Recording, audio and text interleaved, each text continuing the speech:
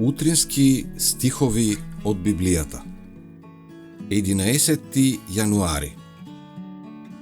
Нека се радува оној чиј помошник е Бог.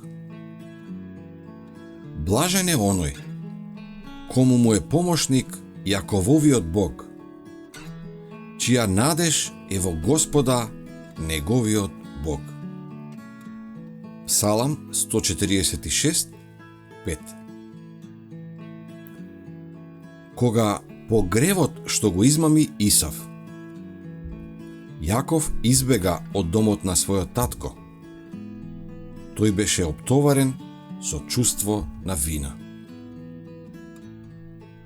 Осамен и отфрлен, каков што беше, одвоен од се што го правеше животот драг, мислата што над сите други ја притискаше неговата душа беше стравот дека неговиот грев го одвоил од Бога, дека е напуштен од небото.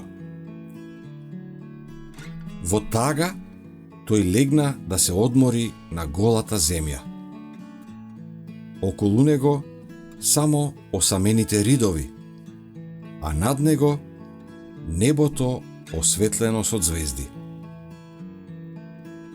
Додека спиеше, чудна светлина се распрсна пред него.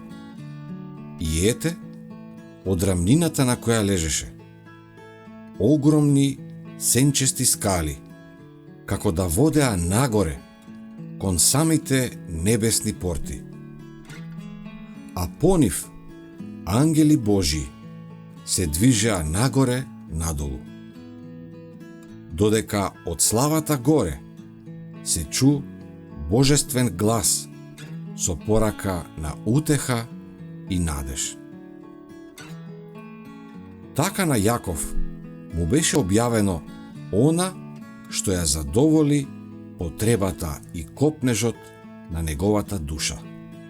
Спасител.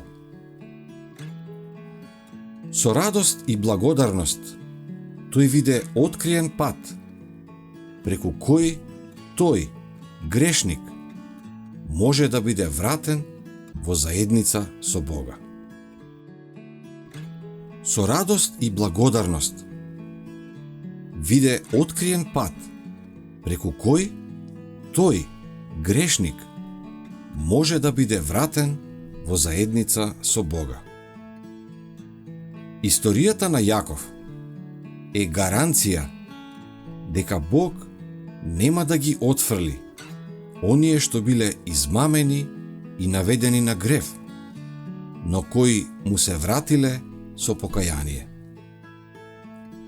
О, блажен е оној кому вината му е простена и гревот покриен. О, блажен е оној кого вечниот го оправдал, чиј дух принесол целосно признавање.